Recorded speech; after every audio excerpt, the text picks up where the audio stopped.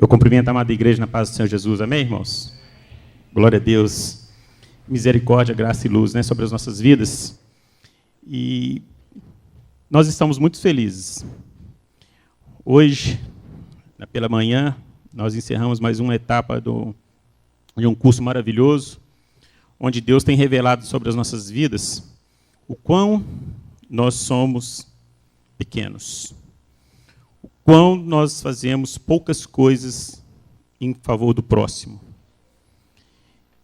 E nós não estamos bastante sensibilizados com a situação das pessoas. Eu vejo isso de modo geral. Quantas pessoas estão vivendo uma crise de identidade? O que vem a ser essa crise de identidade? Fazem perguntas o tempo todo. De onde veio? Onde está? Por quê? Para onde vai? Nunca tem certeza de nada. Começa, não termina. Tem aquele fogo de palha, né? Vem aquele calor, daqui a pouco esfria de repente. E a gente vê que o que Deus tem para nós é muito, muito maior do que nós possamos imaginar. E onde nós estamos imbuídos nisso? Qual que é a nossa responsabilidade? É justamente acolher, é justamente amparar, é justamente dar o suporte, o apoio necessário a todas as pessoas que estão pedindo socorro. E elas não pedem socorro claramente. Elas não abrem tua boca para gritar, mas com as atitudes que as pessoas têm tomado, que a gente tem visto, dá para se notar o quão vulneráveis elas estão. E, diante disso, nós temos um papel muito importante. Você já tem aí no computador? Aí? Eu fiz uma brincadeirinha aqui para a gente distrair um pouquinho, porque se nós levarmos a nossa vida assim, com esta seriedade em que nós estamos vivendo, preocupado com o país, preocupado com finanças, preocupado com... É ali, ó, Dom Quovin, que coçou, oncotô, proncovô. Ser humano com crise de identidade. Ele não sabe de nada, ele não tem certeza de nada. Ele faz tudo aleatoriamente. E quando a gente depara com uma pessoa numa situação dessa, ao invés de a gente auxiliá-la, a gente critica. A gente fala que depois que casar passa, né? E assim sucessivamente. Ao invés de realmente trabalhar ali, o que está causando isso na pessoa? E não são pessoas distantes, não, são pessoas da nossa caserna. São pessoas junto a nós. São pessoas que estão ali o dia a dia, de repente comendo até no mesmo prato que a gente. Mas a gente está tão acostumado a levar a vida empurrando com a barriga. Não preocupa não, daqui a pouco sara. Mas o que nós estamos dando para essas pessoas? O que nós temos feito para que essas pessoas se reencontrem? Hoje é interessante, a hora que o nosso professor hoje projetou no slide ali o primeiro versículo do dia, eu até mostrei para o Marcelo, né, Marcelo? Assim, ó, coincidência? Jesuicidência? Está lá em Gênesis 1, 26. De onde que eu vim? Da essência de Deus. Eu vim de Deus. Eu vim por Deus e para Deus. Então vamos abrir nossa Bíblia em Gênesis 1, do verso 26 ao 31, para que nós não tenhamos dúvida de onde que nós viemos. E de que forma que nós viemos. Né? E foi para o verdadeiro louvor de Deus que nós viemos. Gênesis 1, 26 a 31, diz assim: E disse Deus, façamos o homem à nossa imagem, conforme a nossa semelhança, e domine ele sobre os peixes do mar, sobre as aves do céu, sobre os animais domésticos, e sobre toda a terra, e sobre todo o réptil que se arrasta sobre a terra. Criou, pois, Deus o homem à sua imagem. A imagem de Deus o criou. Homem e mulher o criou. Então Deus os abençoou e lhes disse: frutificai, multiplicai-vos, enchei a terra e sujeitai-a. Dominai sobre os peixes do mar, sobre as aves do céu e sobre todos os animais que se arrastam sobre a terra. Disse-lhe mais: eis que vos tenho dado todas as ervas que produzem semente, as quais se acham sobre a face de toda a terra, bem como toda árvore que há frutos que dê sementes, servirão para mantimento. E todos os animais da terra, e todas as aves dos céus, e todo ser vivente que se arrasta sobre a terra, tenho dado todas as ervas verdes como mantimento. E assim foi. E viu Deus quanto fizera, e eis que era muito bom. Até então, Deus tinha criado todas as demais coisas antes de criar o homem, e ele achou bom. Mas depois que ele nos criou, ele achou muito bom. Então, nós não temos que termos dúvida de onde nós viemos. Nós viemos da essência de Deus, de dentro de Deus. Nós somos a sua imagem e semelhança. Foi assim que ele nos fez. Partindo desse princípio, nós não temos que ficarmos preocupados em sermos chamados pelos nossos chefes, nosso diretor, porque quando alguém é chamado numa empresa para conversar com o gerente ou algo parecido, ele já vai tremendo. O que será que foi que eu fiz? Tem gente aí que eu perguntei hoje, assim, falei assim, se sua mãe te deixar, o que você faz? O que será que eu fiz de errado para minha mãe me deixar? Se sua mãe te deixar, você bebe. Para que preocupar, né? Então, nós ficamos preocupados com coisas que não está ao nosso alcance de resolver se realmente aquilo existir. Então, se você for chamado, que seja para prestar um depoimento ou algo parecido, se você está com a sua consciência tranquila, para que você vai ter crise de identidade? Por que você vai ficar preocupado com o que eles estão pensando de você, que eles acham que você fez, se você tem a convicção, se você tem a certeza que você não deve nada? Se você está realmente nas mãos do Senhor, se é Jesus que nos justifica, se é Ele que é o nosso juiz, é Ele que nos sentencia, é Ele que nos liberta. Aí tem um detalhe, não somente na área de trabalho, mas também na escola. Se um aluno é chamado na diretoria, antes dele chegar lá na diretoria, ele já bola um tantão de coisa que ele vai estar falando para responder o que ele não sabe que vai ser perguntado. Ele não tem certeza realmente do que ele é. Porque se ele tiver certeza do que ele é, ele não teria essa preocupação. O que eles querem comigo? Por que eu fui chamado? Tantos alunos, logo eu, e já vai tremendo. Se me perguntar isso assim, eu falo aquilo. Se me perguntar aquilo outro, nós não temos que termos essa preocupação. Não somente na escola. Vai fazer uma aquisição. Vai comprar algum bem, seja uma casa, um carro, uma roupa ou algo parecido. Quanta indecisão, quanta preocupação. E ainda vem aquelas pessoas que são assim, olha, onde foi que você comprou isso? Em tal lugar. Quanto que você pagou? Foi tanto. Ô, boba, se você me falasse, eu tenho um lugar assim que vende muito mais barato. A pessoa já estava em dúvida, já estava preocupada. Aquela palavra ali de apoio que foi dada a ela, cabe de derrubá-la. Isto é um hábito normal do ser humano. Ao invés de ajudar as pessoas, atrapalha. Coloca mais uma pedrinha, né, no caixão da pessoa para ela afundar mais rapidinho. O que vem a ser isto? Uma insegurança. Quando nós deixamos ser influenciados por opiniões alheias, e nós deixamos a nossa paz, nós perdemos a nossa tranquilidade e tudo mais, o que está acontecendo? Eu devo estar com algum problema. O que está faltando na minha vida é a paz em Deus. A palavra de Deus deixa a gente assim tão tranquilo que fala assim, ó, não andeis ansioso por coisa alguma. Não fala só por isso, por aquilo outro, não. É por coisa alguma. Tudo que se vai se fazer, se você colocar no outdoor, né, vai comunicar, mas vai encontrar um tantão de pessoas que estão tão de detalhes para você, ao ponto de você até desiste do teu projeto. Aquisições e também abrir mãos. Tem gente que é difícil largar o osso.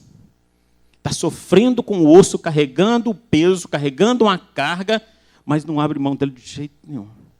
E a palavra de Deus disse que nós viemos nu para este mundo, e deste mundo nós sairemos nus. Nada trouxemos e nada levaremos. O amor ao bem material. Nós estamos falando do material, envolve também o dinheiro. Lá em 2 Timóteo, fala a respeito disso, que o amor ao dinheiro é a raiz de todos os males. E tem pessoas que estão vivendo em crises porque não abrem mão desses recursos, que nem é dele, vai ficar aqui. É perene enquanto ele estiver aqui. A partir do momento que partiu, e fica juntando, montuando herança para os filhos, para depois dar aquela briga, aquela discussão. O casal tem 2 filhos, eles morrem, de vez de dividir 50% para cada um. Não, um acha que merece 60, 70, porque teve mais compaixão, teve mais cuidado com o pai, com a mãe, ele varreu mais a casa, ele fez mais isso, então ele merece mais do que o outro. Ao invés de nós instruirmos, criarmos para Deus, nós estamos fazendo o contrário, criando para o mundo. Nós tivemos até interessante, né, o irmão preocupado que o filho dele quer ser lixeiro. Rapaz, não tem outra coisa para você fazer, não sei ser lixeiro. Eu peguei e falei com ele depois assim, rapaz, fala com ele assim, pelo menos ele ser o motorista do caminhão, melhora um pouquinho, né? Porque para ser lixeiro não é fácil, não. Não é fácil, é uma profissão árdua. Correr o dia inteiro atrás de um caminhão, com riscos e tudo mais, e ainda ficar com aquele perfume cheiroso, né? Que todo mundo aproxima-se de você, sabe de onde você veio, né? O que você faz. Então, é fácil não, é uma profissão bem... Tem que ter bastante coragem. Mas, espera aí, mas tem que ter alguém que vai ter que recolher o lixo, não tem? Minha avó fala um ditado assim, eu vou até lembrar da Georgina aqui, que ela fala que eu tenho meus trocadilhos, né? Sempre há um chinelo velho para um pé inchado. Sempre vai haver alguém para uma profissão, por mais absurda que ela seja. E aí, por que eu vou entrar em crise por causa disso? Vai ter que ter alguém que faça. A profissão de médico, né, na medicina, né, bonita profissão, né, mas na hora que ele está ali no batente mesmo, ali, trabalhando ali com as coisas pegando pesado mesmo, assim, como que ele tem estômago para isso? Então, todos. Então, nós não devemos ficarmos aí preocupado, que é ocupar-se antes do acontecimento, por coisas que nós não temos condições de resolver. E sim, trabalhar para que cada dia que Deus nos proporcionar de vida, nós venhamos fazer melhor do que o ontem. Porque o nosso futuro é hoje. Amanhã poderá vir. Amanhã poderá vir. Não andeis ansioso por coisa alguma. O nosso futuro é hoje. É agora. Daqui a pouco eu não sei. Quem sabe é Deus. E tenho certeza que o que Ele tem para nós é melhor do que nós imaginamos. Para aqueles que estão em Cristo Jesus. E assim, nós gostaríamos que todos também estivessem nas mesmas condições que nós. Mas aí tem um detalhe. Eu ainda não li, né, o verso 31. Não terminei. E viu Deus que tudo quanto fizera, eis que era muito bom. E foi tarde e manhã e o dia sexto. Para nós sabermos, então nós já sabemos que nós somos criados por Deus. Então nós sabemos de onde nós viemos. Nós não somos consequência do Big Bang, um atropelamento de um caminhão com a vaca. Não, o resultado ali não foi o homem que foi criado. Foi Deus que fez minuciosamente com suas próprias mãos. E lá no Salmo 139, 14, não precisa de abrir, diz assim, eu te louvarei, porque de um modo tão admirável e maravilhoso fui formado. Maravilhosamente são as tuas obras, e a minha alma o sabe muito bem. Então, nós sabemos que nós fomos gerados. Uma obra divina de Deus. Que somente o Criador de todas as coisas pôde fazer desta forma. Então, nós temos certeza que, antes que nós fomos formados no ventre da nossa mãe, nosso nome já estava escrito no livro da vida. Nós sabemos a quem nós pertencemos. Nós não temos que preocuparmos quem que governa a nossa vida. Mesmo que venha aí o número da besta, 666, ou chip, ou algo parecido, que a lei do homem vai fazer cumprir, e nós temos que cumprir a lei do homem, porque não existe nenhuma autoridade imposta na terra que não tenha sido ordenada por Deus, E aquele que resistir trará sobre si, né, grandes preocupações, grandes consequências. Este corpo para nada serve. Ele perece. Mas nós temos que estarmos ligados no autor e consumador da nossa fé, que é Cristo Jesus, para que nós não venhamos ter essa crise de identidade. O que eu estou fazendo? Está certo ou está errado? Olha nas Escrituras. Se estiver de acordo com as Escrituras, não preocupa. Descansa. Como pecador, nós somos uma presa fácil, né, para Satanás. Lá em Gênesis 3:13 diz assim: perguntou o Senhor Deus à mulher: que é isto que fizestes? Respondeu a mulher: a serpente enganou-me e eu comi. Mesmo nós, sendo criaturas feitas por Deus, cuidado de Deus sobre as nossas vidas, nós não estamos isentos de cairmos no laço do inimigo. Porque quando nós saímos da vereda de Deus, nós estamos sendo lançados à sorte do mundo. E a Bíblia nos deixa bem claro que diz que o mundo jaz do maligno. O mundo jaz do maligno. Mas eu escolho Deus. Eu escolho ser amigo de Deus. Eu escolho Cristo todo dia. Mas todo dia o pecado bate à nossa porta. Se eu não tenho dúvida do que eu sou, para onde eu vou, qual que é a minha função aqui, de onde eu vim, eu resisto às tentações. Aí sim eu resisto às tentações. Mas se eu estou em dúvida, eu estou em crise. Tem ainda, né, uma propaganda que passava antigamente, ultrapassagem, no caso de dúvida, não ultrapasse. Então, se você tem dúvida, consulte as Escrituras. Conheceis a verdade, e a verdade vos libertará. Enquanto você estiver dúvida, você está uma presa fácil na mão do inimigo. Então, mesmo sendo criado por Deus, recebido tudo de Deus, mas se eu resolver sair das veredas de Deus, simplesmente eu fui lançado à sorte do mundo que jaz é do maligno.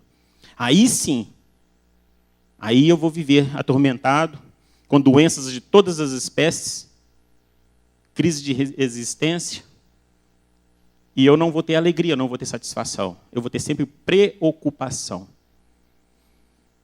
Tem mais ou menos um ano, eu estava vendo um vídeo em que um homem estava muito preocupado com seus bens. Então, ele se cercou de quase todas as seguranças possíveis que ele poderia adquirir.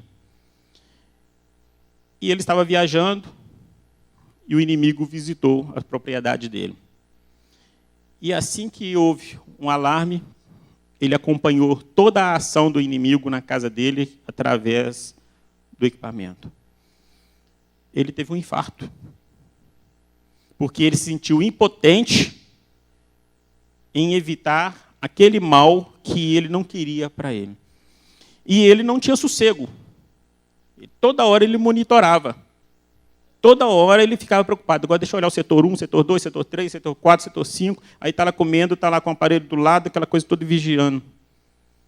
E ele presenciou à distância, em tempo real, o que foi feito com o bem dele.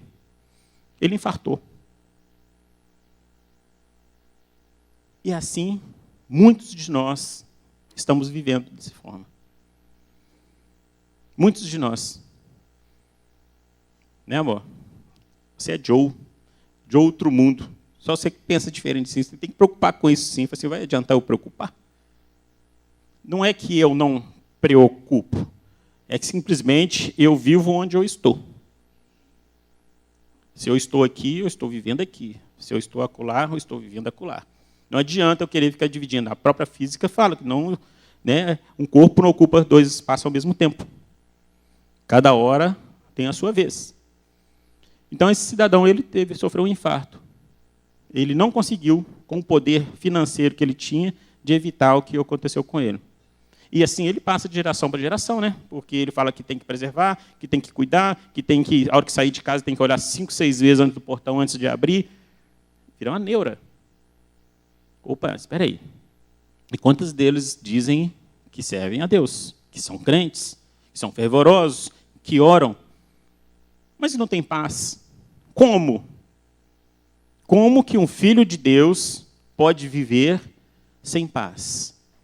Esta paz que nós estamos falando não é a paz que nós não seremos perseguidos, que nós não seremos acusados ou algo parecido.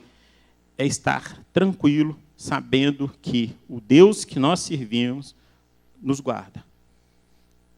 Quando nós estamos dormindo, nós caímos naquele primeiro sono que pode nos virar de cabeça para baixo e a gente não acorda. Quem que cuida de nós nesse momento?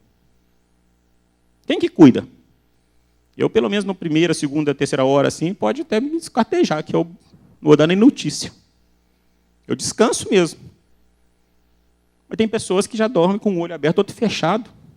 Para que isso, gente? O que vai ser amanhã? Deixa amanhã vir. Então, Deus perguntou para a mulher, a serpente, ela me enganou. Por que a serpente enganou? Porque ela estava em crise de identidade. Deus tinha falado, não faça isso. Mas o curioso, né? Aí vai. Em Efésios 2:2 também, fala assim, nos quais outrora andaste segundo o curso deste mundo, segundo o príncipe da potestade do ar, do espírito que agora opera nos filhos da desobediência. Todo o problema é 100% comprovado. Todo o problema que nós enfrentamos, que nós temos, é fruto de desobediência. Não tem jeito. Se alguém descobrir alguma coisa, algum mal, algo parecido que possa acontecer com nós, que não é fruto de uma desobediência, me avise, porque eu quero mudar meu conceito. Obedecer é melhor do que sacrificar. Por um acaso, tem Deus prazer em holocausto? Mas Deus é misericordioso, que mesmo que a gente fique chutando essas bolas fora aí, né, a gente vai, arrepende, pede perdão e eles não recebem de volta. Foi essa semana mesmo eu falei com um colega, ele veio pedir perdão. Eu falei assim, meu irmão, vamos parar de ficar pedindo perdão. Para de errar, que você tem que ficar parando de se humilhar. Você pode pedir perdão 300 vezes por dia, porque você fez coisa errada 300 vezes por dia. Para de errar um bocado aí. Ah, mas a palavra de Deus diz que quantas vezes eu devo perdoar meu irmão que vier pecar comigo por dia? Eu falei assim, pois é, ele falou justamente isso mesmo, porque para nós é incalculável, durante um dia, 490 vezes a gente errar. Se o dia tem 24 horas, então eu nem dormi, né? Fiquei só o tempo todo. Então, eu falei assim, em cada segundo eu tenho que errar no mínimo 3 vezes. Então, quando nós estamos o tempo todo só nos desculpando, pedindo desculpa ou algo parecido, o que está acontecendo em excesso? Eu estou em crise. Eu ainda não sei o que eu quero, hein? Porque se eu soubesse, eu já pararia. Mas vai mais. Como salvos, um objeto da graça de Deus. Eu sei quem eu sou. Eu sei que também sou pecador. Mas sei também que se eu confessar os meus pecados e arrepender, eu tenho a justificação. Então, aqui tem 1 Timóteo 1,16 diz assim, mas por isso alcancei misericórdia, para que em mim, o principal, Cristo Jesus, mostrasse toda a sua longanimidade, a fim de que eu servisse de exemplo aos que haviam de crer nele para a vida eterna. Opa! Eu ainda sou um instrumento. Deus me usa como um instrumento para com as pessoas, para o bem das pessoas, para que eu sirva de testemunho, para que eu sirva de exemplo. Então, se eu estou em Cristo, nova criatura, eu sou, e eu tenho que permanecer nova criatura. Porque eu já fui redimido do meu pecado anterior. Mas se eu continuar praticando, eu não dei o devido valor à misericórdia de Deus sobre a minha vida. E eu não estou sendo um bom testemunho. Não estou tendo um bom testemunho. Não estou sendo um bom exemplo para as pessoas. Eu não estou alimentando, eu não estou vestindo, eu não estou acudindo, eu não estou acolhendo, eu não estou exortando, eu não estou aconselhando. quê? Porque eu ainda não sei qual é o meu papel. Não está definido na minha mente. Eu estou em crise comigo. Eu sou um crente fervoroso. A palavra de Deus diz que o morno ele vomita. Eu sou frio ou eu sou quente. Se eu estiver sendo morno, decide. Defina logo. Porque o que Deus quer é que todos sejam salvos.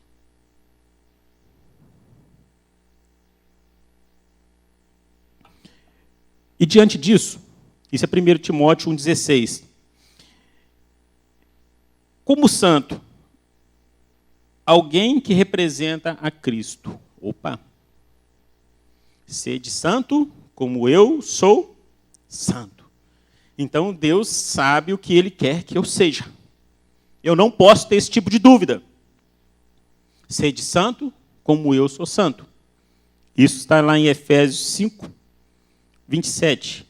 Para representar a si mesmo uma igreja gloriosa, sem mácula, sem ruga, nem qualquer coisa semelhante, mas santa e irrepreensível. Gente, por que nós estamos sofrendo tanto? Por que nós estamos andando tão preocupados? Por quê? O que está acontecendo? Nós não servimos um Deus vivo, um Deus verdadeiro? Um Deus que todos os dias abre o teu bom tesouro? Deus só vai revelar coisas novas para nós a partir do momento que nós abrirmos mãos das coisas velhas. Ou seja, o que eu recebi hoje, eu tenho que distribuir, para que eu receba mais. Porque senão a minha cota está encerrada. Para eu ajudar as pessoas, eu tenho que ser ajudado. Então, a melhor posição que tem para nós vivermos é a do abençoador. Porque quando você vai abençoar, você já foi abençoado antes. Você é abençoado primeiro. E tem pessoas que só ficam na condição só de receber. Receber, receber, receber. Ela nunca muda na posição de dar. Nunca vai na posição de doar. Então, nós só vamos receber coisas novas se nós abrirmos mãos das coisas que nós já recebemos. E nós vamos pegar essas coisas que nós já recebemos e passar à frente. Nós temos que sermos rio. Recebe, distribui, recebe, distribui. Se nós formos lagoa ou represa, vai acontecer igual Mariana. Vai recebendo, recebendo, recebendo, recebendo, recebendo, daqui a pouco explode. E quando explode, tudo que tiver à frente é devastado. O rio não. O rio, ele recebe, distribui, recebe os afluentes, vai distribuindo, recebe os afluentes, vai distribuindo, e as suas águas vão renovando, e vai tendo vida, e vai tendo vida, e vai levando. A lagoa já é o contrário. A lagoa já é o contrário. Lá em Belo Horizonte tem a Lagoa da Pampulha, em volta dela dá lá 18 quilômetros e 700 metros, Avenida Otacílio Negrão de Lima. E todos os rios, os córregos da região, desaguam naquela lagoa. E ela tem uma comporta, que é o córrego do Onça, que passa beirando o aeroporto da Pampulha. E ele tem essa comporta que eles chamam de chupão. Diversas pessoas já suicidaram e tentaram suicidar pulando ali. Certa feita, uma mulher pulou ali dentro, e o Bombeiros, que é localizado ali na proximidade, foi lá para fazer o resgate do cadáver. Equipou-se um soldado todinho, com todos os equipamentos da época que tinha de primeira linha, amarrou, desceu lá dentro daquela comporta, e 2 minutos depois, esse soldado estava morto. A pressão da água ali é tão grande que o prendeu contra a grade e eles não conseguiam puxar de volta. Não conseguiam puxar de volta. E aí uma pessoa que eles não deram muito ouvido, muita atenção, que já tinha dado algumas dicas para ele, falou assim, vocês já experimentaram fechar essa comporta aqui para vocês descerem lá e está seco? Ninguém deu ouvido. Aí apareceu uma outra pessoa, que talvez de renome e tudo mais. Eu ouvi dizer que tem algum lugar aqui que fecha essa comporta, cessa um pouco essas águas e ali fica seco. E assim eles fizeram. E eles fizeram, desceram no seco e tudo mais e resgataram os 2 cadáveres. Então, muitas vezes, precisa de sacrificar uma vida para que as demais vidas tenham vida e vida em abundância. Eu estou falando isso como bombeiro. Diversas vezes nós tivemos que atuar em situações, acidentes, totalmente evitável. Mas as pessoas não mexeram nem um pontinho de uma agulha para que isso não acontecesse. E chegava nos locais, né, principalmente quando nós vamos falar assim, resgate de cadáver. Por que você já tem que sacrificar mais uma vida para resgatar um cadáver? Não existe esse sacrifício. Você tem que trabalhar com todos os meios de segurança possíveis. Mas a família daquela pessoa que ali faleceu, eles não têm esse entendimento. Eles costumam até lançar pedra, pau e tudo mais, e reclamar de que o bombeiro está fazendo pouco caso ou algo parecido. Fazer mergulho de noite, em tempo chuvoso, em local complicado. O que eu estou falando isso aqui? O que tem a ver com o que nós estamos falando aqui? Porque quando nós sabemos o que nós estamos fazendo, qual o propósito, por que nós estamos fazendo, nós não vamos dar ouvido às coisas alheias, às coisas que não vão influenciar no resultado. Recentemente eu fui convidado para participar de uma equipe de preparação para a reserva, porque nós temos um índice muito alto de depressão, de suicídio e tudo mais, de militares, quando eles reformam, eles saem da caserna, não tem ambiente em casa, não tem ambiente na rua, eles passam a beber, e diversas doenças eles adquirem. E aí eles falaram assim, Hamilton, como é que está a sua vida agora, depois de aposentado? Eu falei assim, melhorou. Quanto tempo você tem de aposentado? Eu falei assim, fiz 7 anos. Mas você é o primeiro que eu vejo falar desse jeito. Porque os outros tudo sentem saudade do quartel, aquela coisa toda. Eu falei assim, qual que é a finalidade dessa reunião aqui? Não é uma preparação para a reserva? Eu havia me preparado. Eu fiz plano A, B, C e D. E aí eu não pude agir nem o A nem o B. Eu fiz o C e o D. Estou ótimo com isso. Então eu já sabia o que estava por vir, de que forma que eu ia enfrentar. Então eu não tive nenhum tipo de situação constrangedora, como muitos colegas já tiveram. Tem pessoas que, depois de mim, que aposentaram, caíram em depressão, porque eles achavam que agora todo mundo esqueceu deles, ninguém mais convidava para a festa, ele não tinha aquela rotina de todo dia levantar, vestir a farda, trabalhar. E não são pessoas que não me surpreendeu, porque durante o tempo que a gente conviveu junto, a gente via que eles não tinham uma condição, um preparo para enfrentar uma vida de inatividade. Inatividade do serviço. Mas ele não sabia que ele era útil para demais coisas. Então, assim acontece conosco. Se nós sabemos quem somos e para que servimos, nós não teremos situações constrangedoras. Nenhum de nós está isento de nenhum tipo de moléstia. Mas, contudo, nós podemos evitar bastante delas. Então, eu posso falar assim com toda a propriedade. Eu me encontro numa situação melhor do que quando eu estava na ativa. Não de que quando eu estava na ativa eu estava ruim. Eu estava bom. Hoje eu estou melhor. Eu estou melhor. E várias perguntas me fizeram com referência à questão assim, se eu tivesse que retornar para a caserna, o que eu faria? Eu falei assim, eu faria melhor do que eu fiz. Eu ia fazer melhor do que eu fiz. Eu sou oriundo de Belo Horizonte, saí de Belo Horizonte, fui para Patrocínio, de Patrocínio vim para Uberlândia. Então, agora, dia 22 de novembro, faz 24 anos que eu estou aqui em Uberlândia. Que arrependimento que você tem? Nenhum, porque eu planejei isto. E até ontem, eu não tenho nenhum tipo de arrependimento com referência à questão desta posição que eu tomei. Ao contrário de muitas pessoas que a gente conhece, até mesmo muitos colegas que dizem ser cristãos. Mas a gente vê que pelas atitudes, pelo jeito de caminhar, pelo que fazem, a gente vê que não é um verdadeiro cristão. Meu, você está se gabando, você está falando que você é um verdadeiro cristão. Eu procuro ser todos os dias. Eu procuro me corrigir todos os dias. Procuro não cometer os mesmos erros que eu cometia meia hora atrás, 1 hora atrás, e assim sucessivamente. Procuro. É difícil? É, mas não é impossível. Então, é um leão por dia. E assim a gente vai rompendo. Como salvos, não é objeto da graça de Deus. Como santo, alguém que represente a Cristo. Como templo, alguém no qual Deus habita. Olha aí, gente, que coisa forte para nós. Deus habita em nós. Quem tem dúvida disto?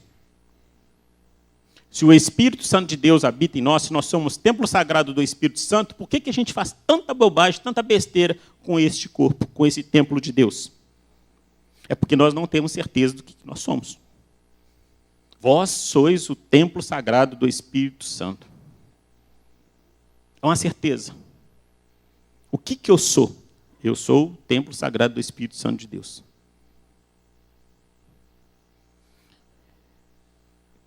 Como templo sagrado, não sabeis vós que sois santuário de Deus e que o Espírito Santo habita em vós? Está lá em 1 Coríntios 3,16. Em João 14, 23 diz, respondeu-lhe Jesus, se alguém me amar, guardará a minha palavra, e o meu Pai o amará, e veremos a ele e faremos nele morada. Opa, aqui já está falando para onde eu vou. Então também não tenho dúvida de onde eu vim, o que eu sou e para onde eu vou. Como canal, alguém pelo qual flui rios de bênçãos.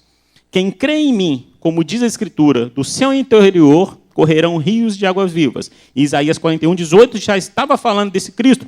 Abrirei rios nos altos, desnudados, e fontes no meio dos vales. Tornarei o deserto num lago d'água e a terra seca em mananciais. Espera aí. A transformação em nossas vidas. O que nós seremos? Nós seremos canais. Nós seremos o canal de ligação. Em nós, Cristo vai, através de nós, fluir no meio das pessoas necessitadas. Então, eu sei quem que eu sou. Eu sou um instrumento na mão de Deus. Eu faço parte do corpo de Cristo. Se eu sou a unha do dedinho ou o fio do cabelo, não importa. Eu tenho que estar inserido no processo. Não tem que preocupar com que tipo, o que eu vou ser no corpo de Cristo. Desde que eu esteja inserido no corpo de Cristo, é o suficiente. Deixe ser guiado pelo Espírito Santo de Deus. O pastor Paulo Júnior, certa feita, ele chegou lá na Centro-Oeste correndo, estava chovendo, segundo ele falando, né? E ele chegou na portaria, estavam os irmãos recepcionando e tudo mais lá, e ele pegou e falou assim, hoje cabeças vão molhar. Lembra dessa história que ele ia contando? Os irmãos arrumaram uma bagunça com essa cabeças vão molhar, entendeu que cabeças vão rolar. E começou um tititi daqui, dali e tudo mais, e ele falou assim, o que está acontecendo aqui? É porque hoje cabeças vão rolar. O que é isso, gente? Cabeças vão rolar? Quem falou isso? Paulo Júnior. Pronto. Se o Paulo Júnior falou, né? Acabou, né? Aí depois eu falei, gente, não é isso não, porque estava chovendo, eu vim entrando correndo, falei, cabeças vão molhar, porque ninguém trouxe guarda-chuva, ninguém trouxe sombrinha. Você está vendo como que são as pessoas que, quando elas já estão assim, com culpa no cartório, já fez alguma coisa, ela fala assim, não, me descobriram. Olha, a polícia é louca, ela corre atrás dos bandidos com a sirene ligada. Vai espantar o cara, assim, não, quem tem culpa no cartório, ele já procura esconder. Eu falei, opa, o que você está escondendo? Só porque você viu uma sirene? Nós nem sabíamos que você existia, nós estamos atrás de outra coisa, mas já que nós paramos, então vamos agora te dar uma revista. E era assim que acontecia. Muitas vezes as pessoas caem desta forma. Desta forma. Quem foi que fez isso aqui de errado? Não fui eu. Eu perguntei quem foi, não perguntei quem não foi. É quem foi que tem que falar. Quem não foi, fica caladinho. Eu passei por uma situação bastante complicada uma vez sobre isso, numa reunião. O comandante ficou bravo porque tinha subido um documento na mesa dele. E nós tínhamos uma reunião matinal. Aí ele bateu na mesa forte lá. Quem foi que pegou aquele documento na minha mesa? Aí umas meia dúzia de cara, não fui eu, não fui eu, não fui eu. Aí virou para mim e disse, olha, meu, você não fala nada? Você só perguntou quem foi, não perguntou quem não foi. Eu tenho que ficar calado, ué. Aí falou igual a pastora, falou assim, engraçadinho, né? Ué, mas não tem crise não, ué. Vou sofrer por quê? Se não foi eu, fica quieto aí. Então a gente tem a mania de se defender. Vou falar logo que não foi eu, porque senão vai pensar que sou eu. Opa! Ué, eu estou preocupado com o que vai pensar? Se ele achar que foi eu, vai adiantar eu pensar que não? Então, meus irmãos, de onde eu vim, onde que eu estou, para quê e para onde eu vou, eu tenho que ter certeza. Quem crê em mim, como diz as Escrituras, do teu rio, do teu interior, correrão rios de água vivas. E, como glorificado, alguém que será semelhante ao Senhor. Amados, agora somos filhos de Deus, e ainda não é manifesto o que havemos de ser. Mas sabemos que quando Ele se manifestar, seremos semelhantes a Ele, porque assim como Ele é, o veremos. Filipenses 3:21, que transformará o corpo da nossa humilhação para ser conforme o corpo da sua glória, segundo o seu eficaz poder, até sujeitar-se a si todas as coisas. Deus, Ele não tinha dúvida do que Ele queria conosco. Ele não estava em crise, plena certeza. Mas nós, por causa daquela palavra assim, obediência ou desobediência, nós tomamos rumos diferentes. Nós tomamos rumos diferentes. Quantos empresários aí estão aí preocupadíssimos, né? Porque ele está com medo de acontecer com ele, porque que ele fazia quando ele era um empregado, ele não era um empresário. Tratando o seu próximo como a si mesmo. Porque se eu no lugar dele estaria fazendo. Tem muita gente que vive neura. Ele fez tanta coisa errada, que acha que todo mundo está fazendo a mesma coisa que ele. O desconfiado. Desconfia de tudo. Essas pessoas sofrem demais. E traz essa insegurança para tudo que ela vai fazer. Para dentro de casa. E quando eles estão à frente, vamos colocar assim, dos grupos familiares, por exemplo, que eu já pude presenciar alguns, a pessoa só passava, em vez de segurança, passava insegurança para o povo. Porque você não pode fazer isto, porque você não pode fazer aquilo, porque você não pode fazer aquilo outro, porque ao invés de falar assim, o que você tem que fazer, o que você deve fazer, ele só fica falando o que não pode fazer. Eu digo o seguinte, o que nós não podemos fazer, está escrito. O que pode se fazer, não precisa de preocupar. O que nós temos que fazer é cumprir com o nosso dever e obrigação de que sabemos que existe um Deus que tudo sabe, que tudo pode, que está em todos os lugares. E que nada está escondido dele. Então, diante disto, um texto finalzinho aqui, que está em 1 Tessalonicenses 4,17, diz assim, pois nós, os que ficarmos vivos, seremos arrebatados juntamente com ele nas nuvens, ao encontro do Senhor nos ares. Assim estaremos para sempre com o Senhor. Opa! Então, nós sabemos para onde nós iremos. Nós não temos dúvida.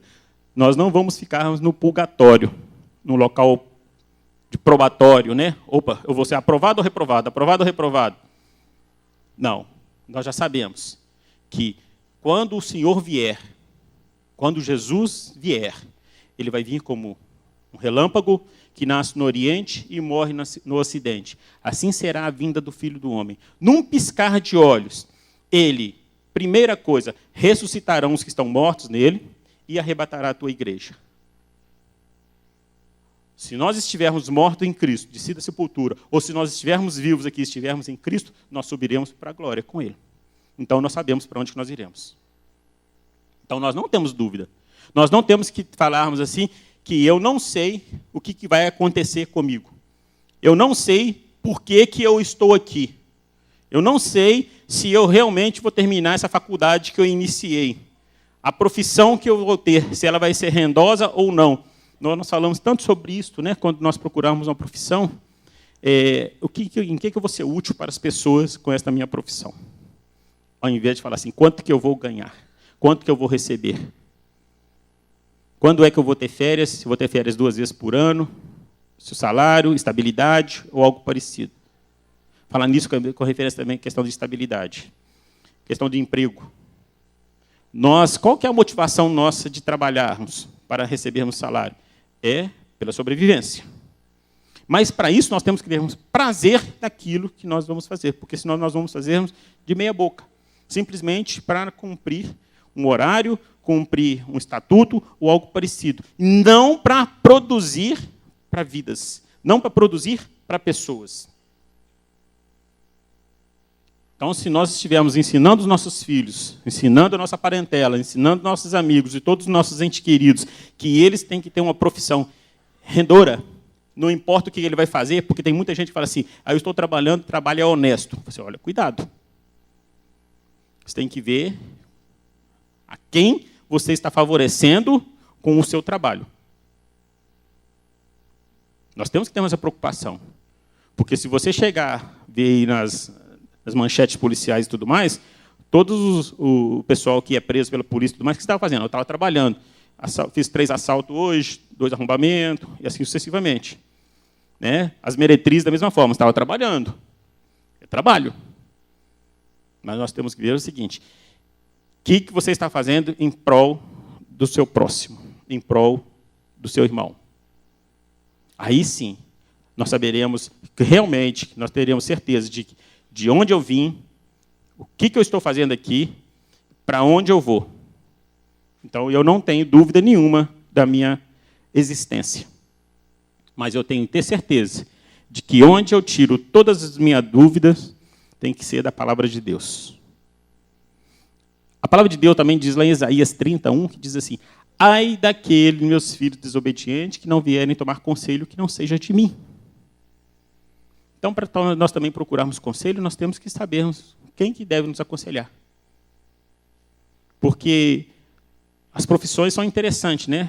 Quase todo profissional, quando conversa com as pessoas, fala assim, eu gosto da minha profissão, por que você não tem a mesma profissão que eu? E assim são as profissões honestas e também as profissões desonestas. Eu quero levantar um clamor aqui, para que todos aqueles que tinham dúvidas de onde veio, onde está, para que está e para onde vai, tinham, não tem mais.